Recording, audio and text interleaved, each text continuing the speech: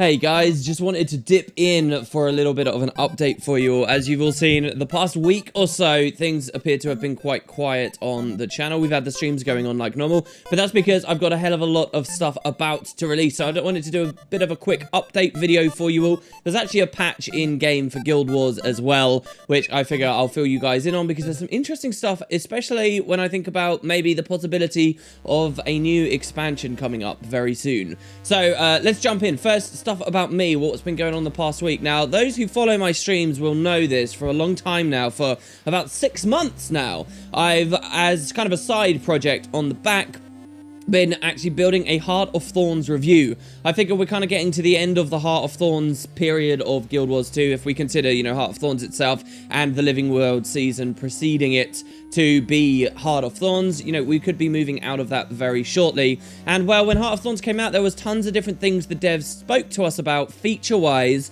that they promised once they'd been built could be paradigm shifts for the game, could be really interesting for the game, could be really cool. Stuff like masteries, right? Stuff like elite specialization, stuff like the fact Heart of Thorns saw raiding come in. And so these are all like big topics. And my Heart of Thorns review dives into them. It's really long though. Like I say, seriously, for about 6 months I've been working on this thing. Last week, I took a bunch of the scripts that I made, I built up a load of new scripts and fleshed out some existing scripts, and I recorded all the stuff, and I've edited all of the stuff. I basically have about 9, maybe 10 videos, and of those right now, I've already made 8 of them. And so I've got to post all of these. I really want to post all of these. Some of the stuff I'm not too confident in what I have to say. Some of the stuff I'm really confident in what I have to say, so it'll be a bit of a mixed bag. And so yeah, that's what you guys are going to be seeing a lot of, just Heart of Thorns, like reviewy stuff, and I'll try and dip in as many other interesting things as it goes along, but that's really been my priority focus. And now that I'm at the end of like 6 months work with it, I kind of feel a bit scared to post it, honestly, because you guys know me, I've got opinions that the masses don't generally have, but I figure, hey, if you've got something to say, don't be scared to say it. So that's what's going on, and that's what basically happened throughout last week. So you guys should be seeing that as early as tomorrow.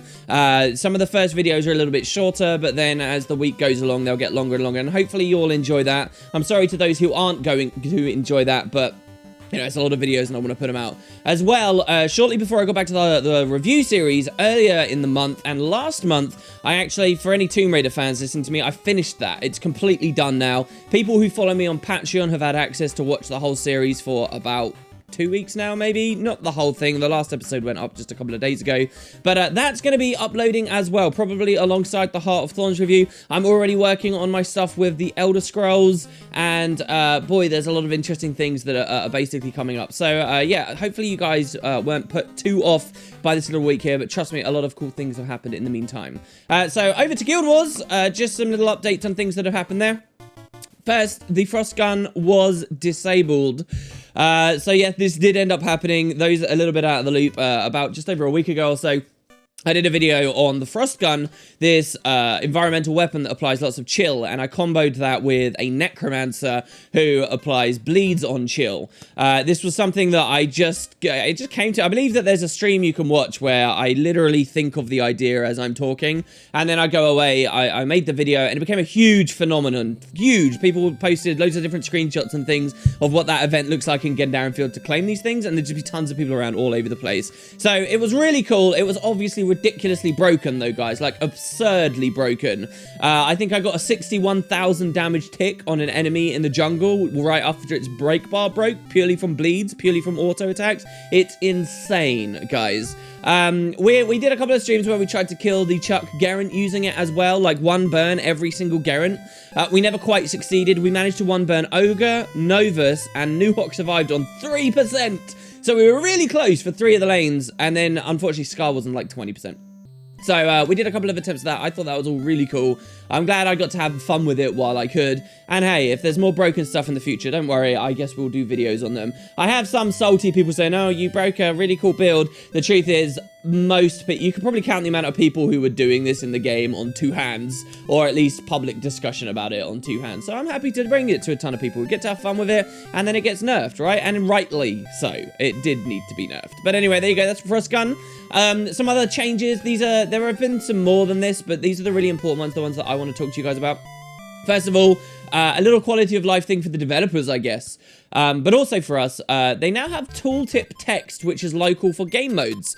So balance is very infrequent in Guild Wars 2 at the moment. If there's any, and you'll see I say this in the HoT Thorns review, if there's only one big thing Guild Wars 2 needs more of, it's balance patches. I'd love to go to monthly balance. I believe there was a period of time in GW1 where they did monthly balance and it was great, right? I really would love monthly balance, but if you can define one thing that Balance has been doing recently, the devs have been listening to our cries for game-specific balance, game mode-specific balance, because what PvE needs and Raids needs is totally different to what World versus World needs or structured PvP needs. They just are. You can't make a really competitive PvP game that also exists under the same balance where hundreds of people are clashing heads in World versus World and a ton of other people are fighting against like much more static mobs and things. It just doesn't work, right? So we've been asking for this. The devs have been building the capability to do that for us, and that can be, and as long as balance becomes a bit more frequent, a huge change for the game.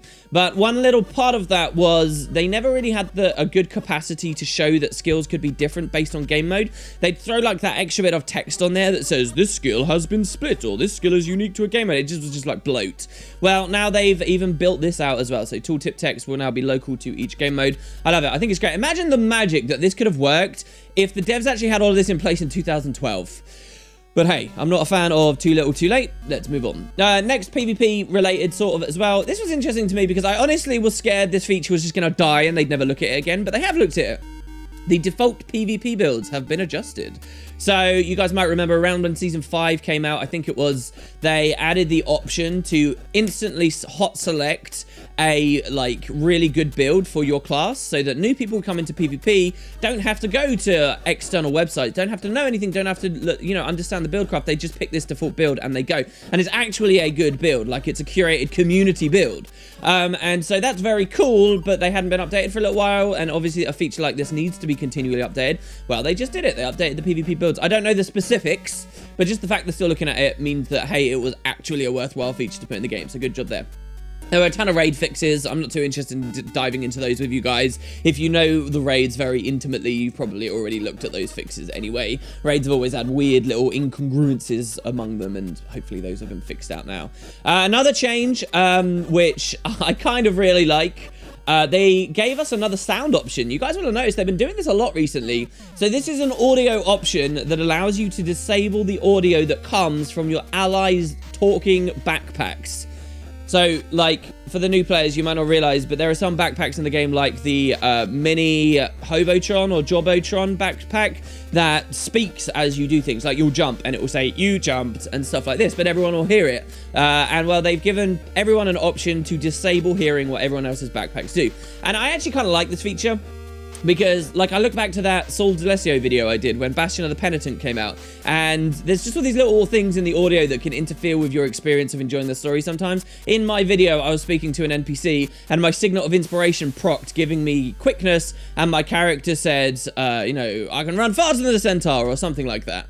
And that's because I hadn't disabled the audio option. Well, this could have happened with people's backpacks too. I don't know. It's nice. It's nice. And maybe if the game changed the default state that a lot of these checkboxes were toggled on and off, that would be pretty cool. Moving on, right towards the end of some of these changes as well, and what could be kind of interesting when we think about a new expansion. Black Lion had an update. They gave us new hair colors, but it also had an update giving us new Primordus dye. So the Primordus, it's 6 new exclusive dyes that have been added to the trading post and so on. They're all fiery themed, I suppose. I haven't really looked at them. But Primordus dye is really suggestive of the idea that we're going to have something big coming up with Primordus, no? Maybe in the next release, there are pretty clear signs that it could be back in the Fire Island chain. This is a Team 2 release, and Team 2 did the Fire Island chain before. Also, it just kind of makes sense to go back to the Primordus storyline. Season 3 seems to be setting up with some big conflict between Primordus and Jormag. We're getting the Primordus die here. I'm guessing we'll get the Jormag die next episode, and that's really suggestive to me of where these maps could be. But there is a big theory going on at the moment, guys, that maybe this next season, the season we're currently in, is only going to be 6 episodes long rather than 8. So, Season 2 was 8. If this one's only 6, it still had tons more to do than Season 2 ever had, and so on. But the idea is because there's only 3 Living World teams, maybe what they're doing is they're each going to do 2 releases, and then the season will be over. And they can even do some fancy stuff. For, like, Episode 6, they can have the help of the Team 1 guys and the Team 2 guys, as they've been freed up to do like a really epic finale with a really badass like cutscene and stuff to roll into a potential expansion. So when exactly the next expansion will come, I think the community in general, myself too, we're getting a little bit more edgy about, we're wondering about, and maybe if we only have a 6-episode season, that could leave 2 more releases and then like an expansion announcement at PAX Prime in the summer for a quick release, maybe sometime around autumn.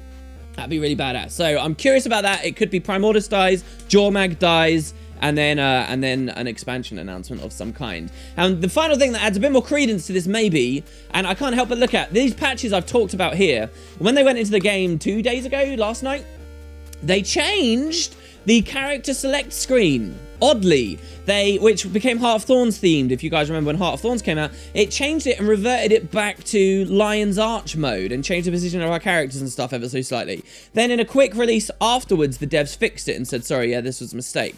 So the question is, why does a mistake like that happen? Well, maybe because they're fiddling about with the system and they're wondering if they can still swap the character select screens and so forth, because they know that what's going to happen with the next expansion, guys, that's going to swap again and it's going to become like Crystal Desert themed or wherever themed. So yeah, I think that's kind of funny. Maybe I've got a tinfoil hat on there, but it seems to be a lot of little things quite suggestive lately, guys, of maybe the next expansion, which has been in development for 2 years now. Don't forget, they've had dedicated people working on that expansion for 2 years, which is already, I believe, more than Heart of Thorns got. So in theory, this expansion could be really good. There is a suggestion that maybe that is on its way. So pretty cool. So there you go, guys. Those have been the updates. And yeah, please do enjoy the Heart of Thorns review. It's kind of unfortunate that I can't just spam you with 9 videos in one day. So I'm going to put it out over the week. Don't judge me too hard for little things I say, maybe in one installment. Let's wait for the whole review to come out and see how we feel. Some of the episodes I really want you guys to hear, though, like stuff to do with the masteries, how elite specializations went in the end, specifically masteries, though. I think it should be really interesting to see how the community responds to it. You know me, when I do a series or something, I go way too off the deep end with it, and it's kind of a bit of a fault of mine. I wish I'd had videos going up for you guys last week, but this week will be very good, starting with the Heart of Thorns review and the return of Tomb Raider. Thanks very much for watching, guys. Hope you enjoyed. Let me know how the game's been for you recently. I know a lot of people are kind of feeling like they're not playing it so much while we're waiting for this next release, which could be in, what, 2-3 weeks? I'll be there for you the second it happens, of course. Thanks for watching, guys. I'll see you next time.